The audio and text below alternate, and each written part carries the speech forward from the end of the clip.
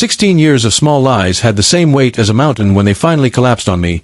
I grew up believing family was a solid thing, something that sheltered you from storms, but what I learned was that families can be complicit architects of betrayal, and mine had been building that house of cards for as long as my daughter, Maya, had been alive. My name is Daniel, my wife is Rachel, my daughter is Maya, and my in-laws, my sister Linda and my brother Tom, were the last people I ever suspected would trade truth for convenience. It started with a misplaced receipt. I was clearing out an old drawer a month before Maya's 16th birthday when a faded hotel folio and a phone bill fell out between the pages of a cookbook I'd thought Rachel's mother had given us. The room number and dates matched a weekend 3 weeks before Maya was conceived. The bill listed a name I knew well, Tom. I should have said something then, confronted, screamed, collapsed. Instead I filed it away because the idea of tearing our lives apart terrified me. Time smoothed the edges. Maya grew up, brilliant and stubborn, with birthdays and piano recitals and 1,000 ordinary nights where I kissed her forehead and pretended not to wonder.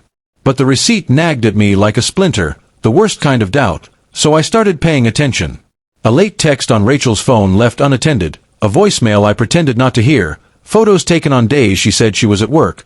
People bend the truth for themselves and then expect everyone else to bend with them, and my family bent harder than anyone. When I finally asked Linda why she'd never told me about the hotel folio, she smiled with that casual cruelty relatives get when they decide your pain is too complicated to share and said, "We thought it was kinder." Kindness, I learned, can be a polite name for cowardice. The years between the receipt and the birthday gave me enough time to plan, not because I wanted to shame anyone for the thrill of it, but because if truth could change the course of our lives, it should do so cleanly, in the light, not in whispered half-truths and manipulations. I arranged for a paternity test through a lab with steel-tight chain of custody, the kind used in court. I did it quietly, with swabs taken on pretenses and consent forms signed in the kind of procedural way you sign for a package. No drama, no confession, only the paper trail. The result, when it came back, was a legal document that said what my heart had ached at for years. Maya was not my biological child. That fact could have ruined me, ruined her, more importantly, but I'd fallen in love with Maya long before biology ever had a say, so my strategy was not to punish her but to punish the men who thought they could hide behind my silence. The plan took shape over coffees with my lawyer and midnight drafts that felt more like iron filing than writing. I would not explode at a backyard barbecue or in a courtroom full of shouting. I wanted their hypocrisy exposed where the world could see it, where receipts and texts and the lab certificate would be sharper than the family's practiced denials. Maya's 16th birthday was the kind of party that a man in my situation never imagines he'd stage. A sunny afternoon at the house with neighbors and teachers, and the uncertain hope that normal could exist in a room that had been divided by lies. I bought Maya a watch and wrapped it carefully, but the gift I carried in my blazer was a legal envelope with a sealed test result and a stack of prints. Hotel bookings, dated messages, the bank transfer that showed regular payments made by Tom to Rachel's account during the year she said she was single. When the cake came out and the candles burned, I asked for a quiet minute. People assumed it was for a speech. Some rolled their eyes. I stood, held Maya's hands and told her I loved her, then placed the envelope on the table and said simply, "I want the truth on the record." I could see the color drain from Rachel's face and the sudden rigidity in Linda and Tom like someone had turned off the room's heat. I slid the documents into view and asked my lawyer, who was there as my witness, to confirm the lab's credentials. He did, calmly, and then I read the paternity statement aloud. The DNA did not match. In the silence that followed, everything that had been muffled and polite became audible. Indignant gasps, the rustle of napkins, my father's old friend muttering something about mess and decency.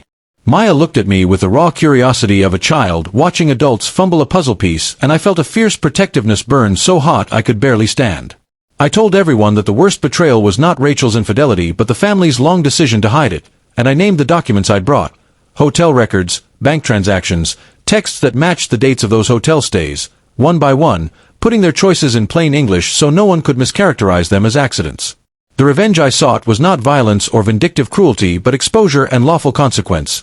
I announced that given the fraud we'd uncovered, using family funds, misrepresenting paternity for inheritance considerations, and living a lie, I had already signed paperwork with my attorney to freeze joint accounts and place family assets into an independent trust for Maya's education.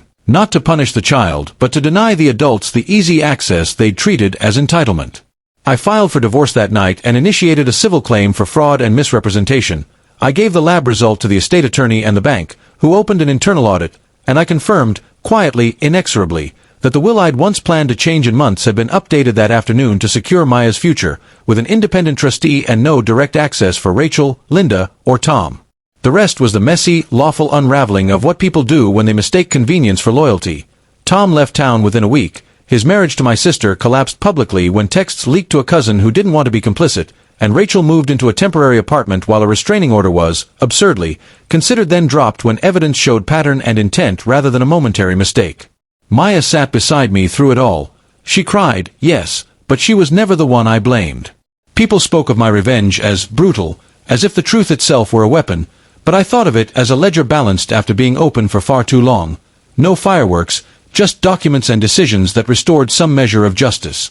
Years later, when the dust settled and the house sold to fund a scholarship in my grandparents' name, I would sometimes walk past a grocery store and see Linda in a cart line, head down, and feel nothing but a strange, careful peace.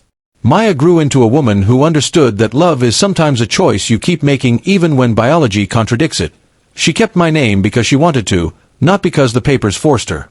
My revenge had been to reclaim the story of our lives from those who tried to write it for us, to make sure that when secrets were finally named, the people who had been hidden didn't get to profit from their hiding.